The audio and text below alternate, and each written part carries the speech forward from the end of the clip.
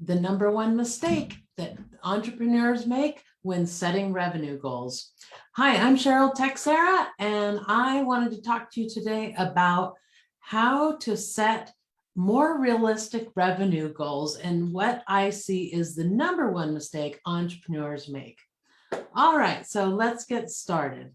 The number one mistake that I think entrepreneurs make when setting revenue goals is that they just pick a number out of the sky, right? And the ever popular 10K a month is out there everywhere for you to see.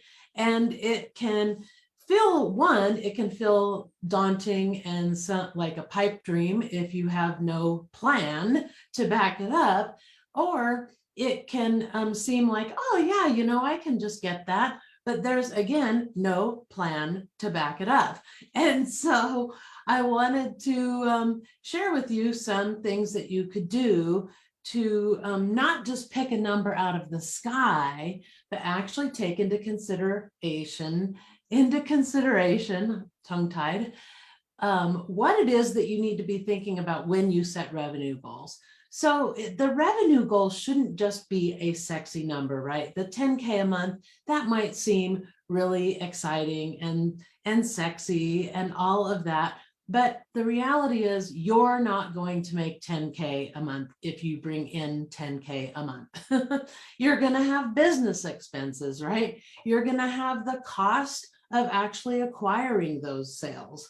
And so if you think about it, think about the promotion of an event. Let's say you're having a webinar and you expect to acquire some sales through that webinar or that masterclass or boot camp or whatever. You have the cost of promoting it, and it may not be in dollar costs, but it could be in labor costs of your own labor, or if you have a team, the cost of that labor, the cost of writing your sales pages, getting your emails ready, all the things that have to be done in order to make that event happen. So one, you want to take into consideration that and make sure that you have a positive return on your investment, right?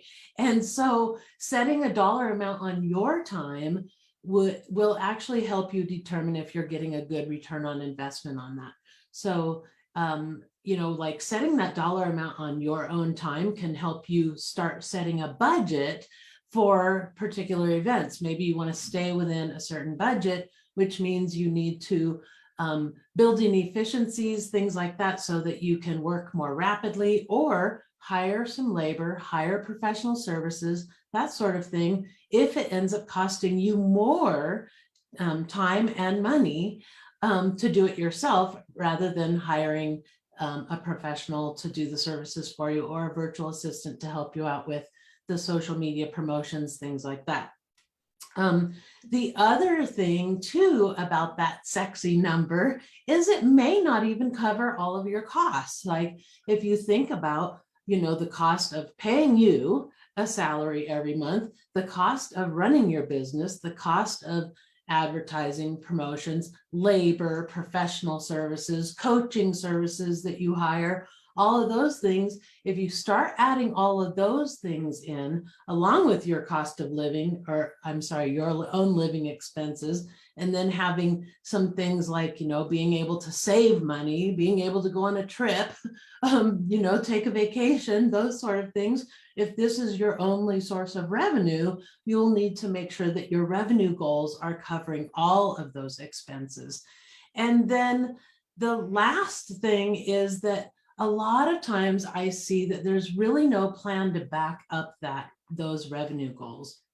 So what I mean by that is, if you start looking at your revenue goals and you look at your offer ladder, you can start to look at the combination of sales that you need for each of these things in order to achieve those revenue goals. And so maybe not now, if you're brand new at starting your business, you may not have all the things developed in your offer ladder, like a course, a coaching program, webinars, master classes, all those different things that you want to do. And so building that in is part of the process, and you need to have a plan in order to do that, focusing on, whatever your urgent need is. If earning revenue now is an urgent need, you'll need to do the activities that will earn you revenue the fastest way possible. And so that'll just depend on you and how fast you work, your ideas, how far along your ideas are in development, and that sort of thing. So think about that when you're setting up your revenue goals, that you want to look at all the things in your offer ladder. And for a long-term goal, you can look at, okay, what are those combinations of things that I need to sell, and what can I do now to make money now, and then start building upon that. And so it's a combination of short-term goals along with long-term goals. But that 10K revenue goal, might be a great pie in the sky thing, but that's all it is if you don't have a plan to back it up. So make sure you have a plan to back it up. Remember what it is. The number one mistake is setting a revenue goal that is random, that's a number out of the sky, that has no plan to back it up, that doesn't take into consideration return on investment for acquiring those sales, and that doesn't actually have any data or any data to back up that revenue goal, right? There's no rhyme or reason for it. It's just a number picked out of the sky.